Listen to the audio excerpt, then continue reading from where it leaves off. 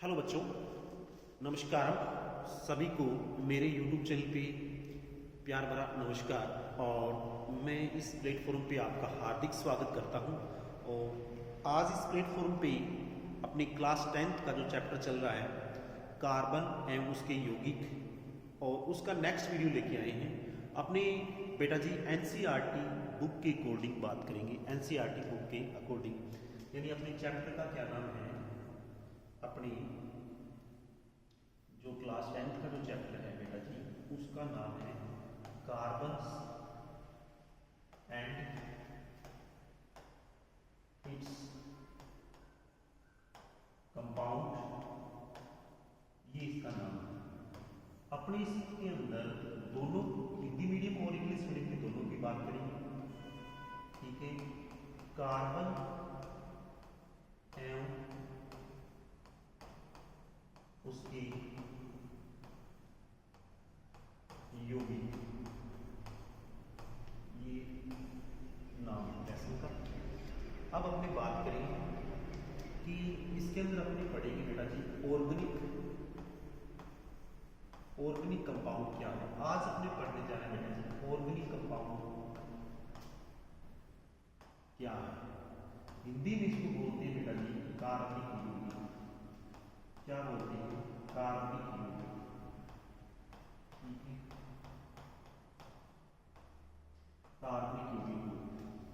अब अपने इसके अंदर इसकी सबसे पहले इसकी डेफिनेशंस हैं कि इसके अंदर है हाइड्रोकार्बन्स, हिंदी में इसे हाइड्रोकार्बन ही बोलते हैं। अब अपने इसकी डेफिनेशन देखनी है ऑर्गेनिक कंपाउंड्स की डेफिनेशन देखनी है। तो सबसे पहले अपने बात करें हाइड्रोकार्बन्स की। ऑर्गेनिक कंपाउंड्स क्या है कि हाइड्रोकार्बन के व्युत्पन्न यौगिकों को क्या कहते हैं? ऑर्गेनिक कंपाउंड्स कहते हैं। हाइड्रोकार्बन के डाइवर्ट्स कंपाउंड्स क्या कहलाते हैं? कार्बोनेज ऑर्गेनिक कंपाउंड्स कहलाते हैं, ठीक है। अब अपने बात करें हाइड्रोकार्बन्स क्या है। हाइड्रोकार्बन्स के अंदर बेटा जी ये जो हाइड्रोजन है H होता है हाइड्रोजन, और कार्बन है उसका C है वो कार्बन है, ये दोनों इनके प्रतीक लिख दिए। अब इन दोनों से मिलकर बने यौगिक क्या कहलाते हैं? जैसे CH4 लिख दिया, मैथेन, ये क्या कहलाता है बेटा जी? हाइड्रोकार्बन कहलाता है। ये क्या है? हाइड्रोकार्बन। ऐसे कंपाउंड्स जिसके अंदर क्या हो? हाइड्रोजन हो और कार्बन हो, प्लस में और भी कुछ कंपाउंड एटम्स हो सकते हैं, जैसे नाइट्रोजन, सल्फर, ऑक्सीजन हो, ETC इत्यादि हो सकते हैं। तो इनसे हाइड्रोकार्बन्स यानी हाइड्रोजन और कार्बन से मिलकर बने यौगिक को क्या कहते हैं? हाइड्रोकार्बन्स कहते हैं। ये हो गया अपनी डेफिनेशन। अब ये ऑर्गेनिक कंपाउंड्स की कुछ थ्योरी है, कुछ प्रिंसिपल्स हैं, उनके बारे में अपने डिस्कस कर रहे हैं, ठीक है। इनके बारे में अपने डिस्कस कर रहे हैं। इनके जैसे सबसे पहले 1815 एक साइंटिस्ट हुए थे बर्जेस नाम के साइंटिस्ट ने बताया कि जो ऑर्गेनिक कंपाउंड्स हैं, ऑर्गेनिक कंपाउंड्स को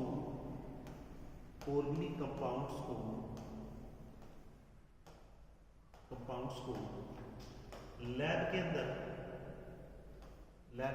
नहीं बना सकते। इसकी फॉर्मेशंस लैब के अंदर नहीं हो सकती, नो फॉर्मेशंस, इसकी फॉर्मेशंस लैब के अंदर नहीं हो सकती।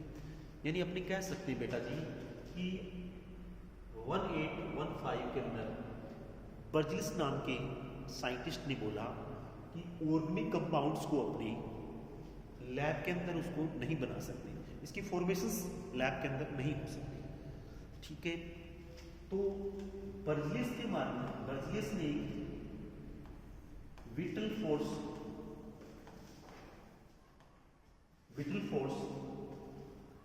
थ्योरी ली, जिसे अपनी VFP वीएफटी के नेम से जानते हैं। वीएफटी की फुल फॉर्म क्या है? Whittle force theory. हिंदी में बोलते हैं इसको, हिंदी के अंदर बात करें तो जैव शक्ति सिद्धांत बोलते हैं। जैव शक्ति सिद्धांत कहते हैं। जैव शक्ति सिद्धांत कहते हैं। 1815 इन द ऑर्गेनिक कंपाउंड्स, बर्जलिस ने बताया कि ऑर्गेनिक कंपाउंड्स को लैब के अंदर नहीं बना सकते, तो बर्जलिस ने विटल फोर्स थ्योरी दी, जिसे हिंदी में जैव शक्ति सिद्धांत कहते हैं। जैव शक्ति सिद्धांत कहते हैं।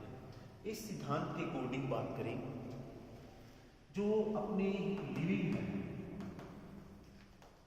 लिविंग जिसे बोलते हैं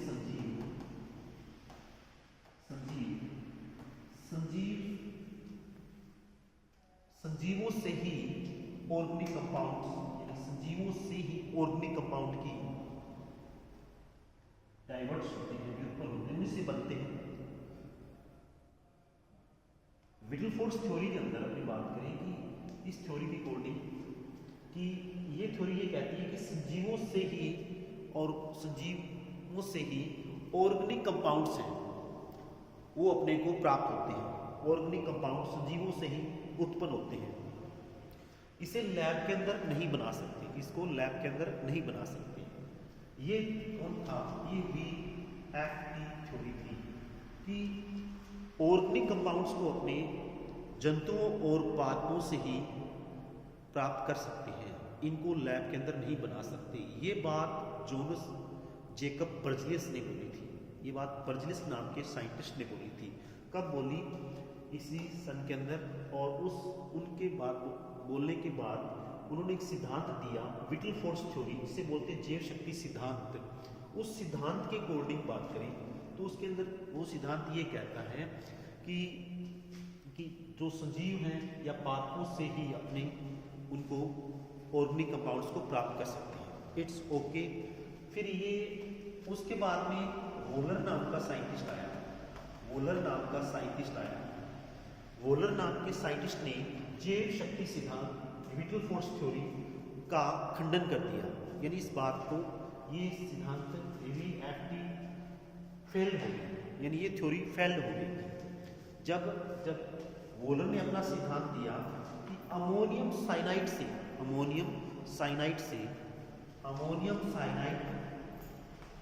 NH4CnO, ये होता है अमोनियम साइनाइड। अमोनियम साइनाइड से जब अमोनियम साइनाइड को हीट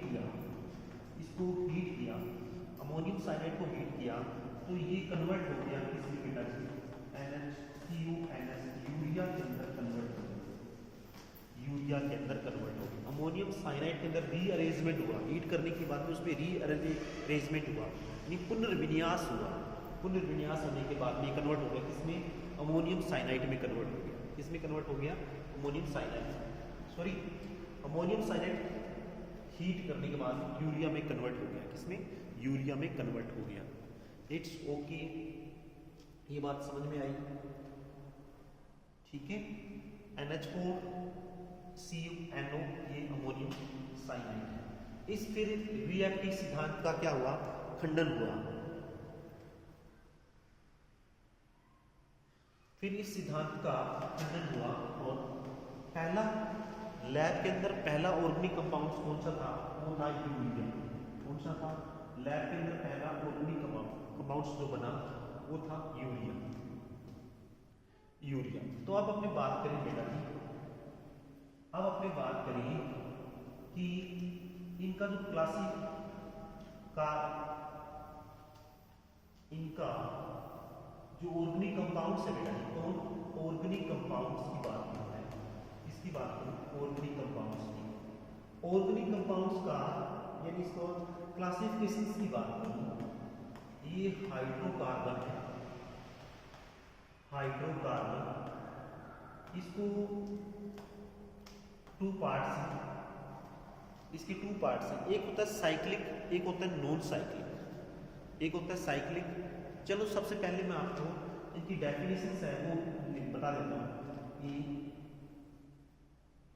सबसे पहले ऑर्गेनिक कंपाउंड्स, ऑर्गेनिक कंपाउंड्स की डेफिनेशन क्या है उसकी डिस्कस कर लेते हैं।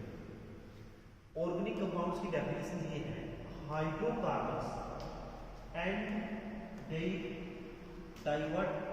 Derivatives are called organic compounds, are organic compounds.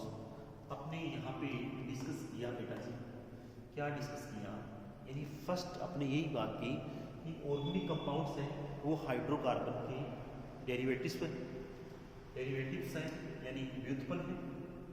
ठीक है, अब अपनी बात करें नेक्स्ट। अब देखो ऑर्गेनिक कंपाउंड्स के अंदर रिएक्टिव फोर्स थ्योरी VFT, इसे बर्जेस ने दिया, बर्जेस नाम के साइंटिस्ट ने दिया था 1815 के अंदर।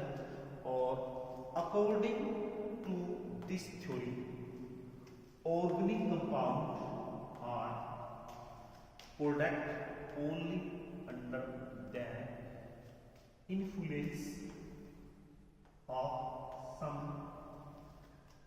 mysterious force acting in the living organism. This mysterious force was called the reaction. 1815 तक कोई भी कार्बनिक यौगिक प्रयोगशाला में नहीं बनाया जा सका, अतः बर्जलियस ने बताया कि जीवों में कोई विषमय बल है जो सजीवों से ही उत्पन्न होता है, हम इसे लैब के अंदर नहीं बना सकते। ये बात बर्जलियस ने बोली। उसके बाद इस सिद्धांत का खंडन किया, ये सिद्धांत फेल हुआ और वोलर नाम के साइंटिस्ट आए। कौन आए? वोलर नाम के साइंटिस्ट आए। 1828 ए volar cracked an organic compound in the laboratory which was urea. So VFT felt urea was made in the lab by heating ammonium cyanide. एक जर्मन वैज्ञानिक वोलर ने लैब में एक ऑर्गेनिक कंपाउंड बनाया जो कि यूरिया था, अतः VFT असफल हुआ, VFT सिद्धांत असफल हुआ।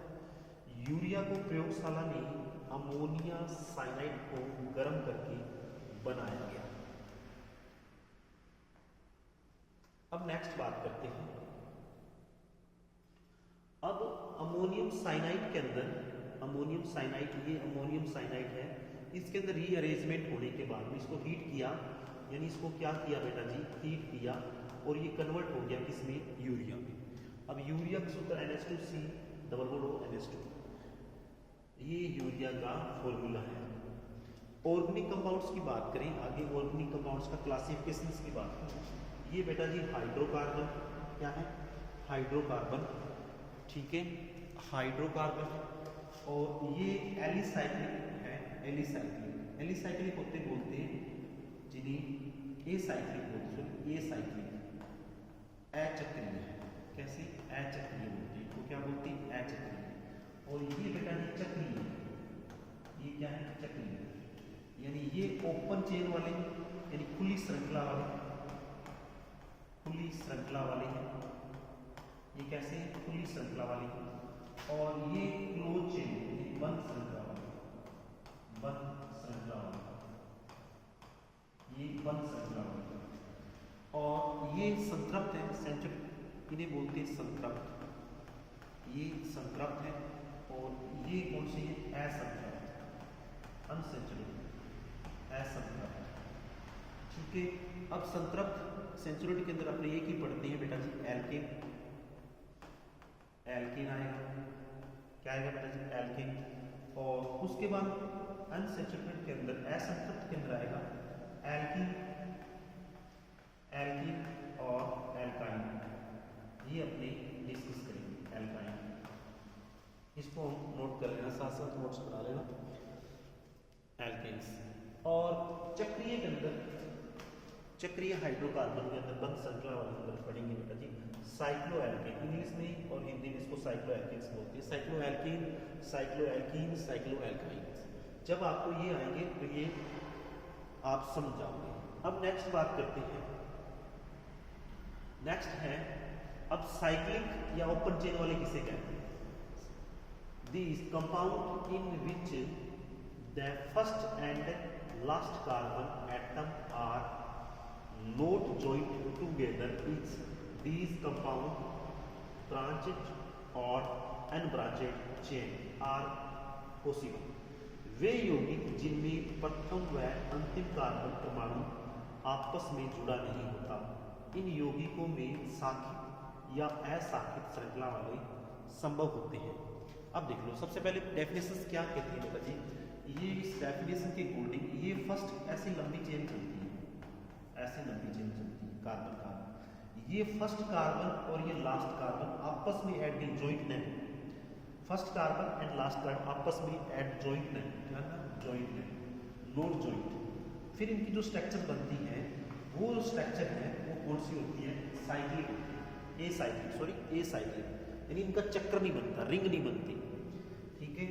और इसके दो होते हैं, इसके दो हैं, एक तो होता है साखित और एक होता है असाखित, यानी ब्रांच या अनब्रांच, एक ब्रांच और एक अन। जैसे ये जो है बेटा जी ये अनब्रांच है और ये असाखित है, और ये वाला मैंने जो बनाया है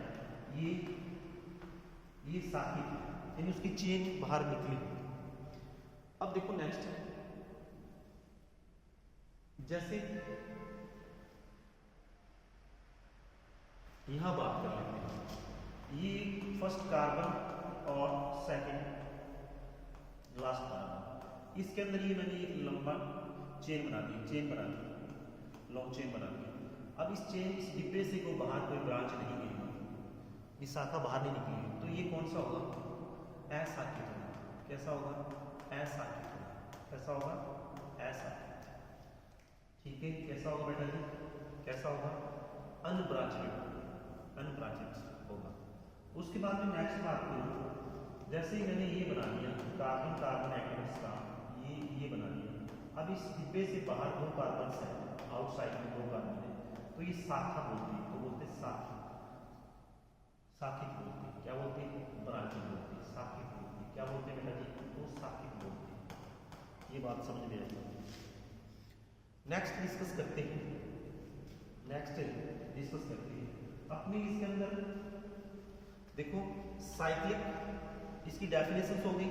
सेंचुरेट क्या होती है कि ऐसे कार्बन कार्बन एटम के बीच में कौन सा बंद हो? सिंगल बंद, ठीक है, वो सेंचुरेट हो गई। कार्बन कार्बन इनके बीच में क्या होगा? डबल बॉन्ड होगा। अब डबल बॉन्ड कहाँ आएगा? जहाँ ऑक्टेट कंप्लीट नहीं होगा, ऑक्टेट कंप्लीट नहीं हो रहा, वहाँ क्या आएगा? डबल बॉन्ड आएगा, ठीक है। तो वहाँ डबल बॉन्ड ट्रिपल बॉन्ड आ सकता है, जहाँ ऑक्टेट कंप्लीट हो वहाँ सिंगल बॉन्ड आएगा, ठीक है। ऑक्टेट के अकॉर्डिंग अपने ये सिंगल बॉन्ड या डबल बॉन्ड यूज करेंगे, ठीक है। और कार्बन एंड हाइड्रोजन के बीच में कौन सा? सिंगल बॉन्ड आएगा, इट्स ओके। अब इस ये अपनी डिस्कस करेंगे। अब नेक्स्ट है बेटा जी, ये अपने डिस्कस कर लिया। अब कुछ है प्रीफिक्स, ये इन एल्केन के अंदर प्रीफिक्स है, ये पहले ऐड होते हैं, यानी फर्स्ट में ऐड होते हैं। अब C1 है उसको बोलते हैं मैथ, C2 को बोलते हैं एथ, C3 को बोलते हैं प्रोप, C4 को बोलते हैं ब्यूट, और C5 को बोलते हैं पेंट, और C6 को बोलते हैं हेक्स। और ये प्रीफिक्स है, ये सुफिक्स है, एन, ई और आयन, ठीक है। ये आपने याद करना है। प्रीफिक्स होता है जो पहले ऐड होने, फर्स्ट ऐड होने, यानी फर्स्ट में ऐड होने वाले, पहले जुड़ने वाले, और सुफिक्स होता है जो लास्ट में ऐड होने वाले, यानी लास्ट में ऐड होने वाले, यानी अपनी कह सकते हैं बाद में जुड़ने वाले, ये कह सकते हैं बाद में जुड़ने वाले, ठीक है। अब देखो बेटा जी क्या कहते हैं, जैसे मैथ और ए, तो क्या बन जाएगा बेटा जी? मैथिक बन जाएगा। क्या बन जाएगा? मैथिक बन जाएगा, ठीक है, ये बन जाएगा। अब जैसे एथ और एंड में क्या बनाएंगे, एथेन बनाएंगे, क्या बनाएंगे, एथेन बनाएंगे, ठीक है। अब जैसे अपने मैथ और ई लेंगे तो ये बन जाएगा बेटा, सॉरी इसमें नहीं आएगा, इसमें एथ और ई इथाइन बन जाएगा, इथाइन, इथाइन बन जाएगा, इथाइन, इथाइन, इथाइन, फाइन बन जाएगा, इथाइन, सॉरी जैसे इथाइन बन जाएगा, ये जो इथाइन बन जाएगा, क्या बन जाएगा, इथाइन। इसमें कौन सा आएगा, इसमें ट्रिपल बॉन्ड आएगा, कार्बन कार्बन के बीच में, और ये इसमें सिंगल बॉन्ड आएगा, इथीन, इथीन, इथीन बन जाएगा, ये बन जाएगा इथीन, इथीन ऐसे। अब अपने जो नेक्स्ट वीडियो आएगा उसके अंदर एल्केन की बात करेंगे, तो आपको तब तक ये याद करने हैं, C1 meth, eth, pro, but, pent, hex, hept, ये याद करने हैं। तो इन चीज़ों को आपने याद करना है बेटा जी, इन चीज़ों को आपने याद करना है। तो अपना नेक्स्ट वीडियो आएगा, तब तक इसको आप याद करें। Thank you for video watch, next again.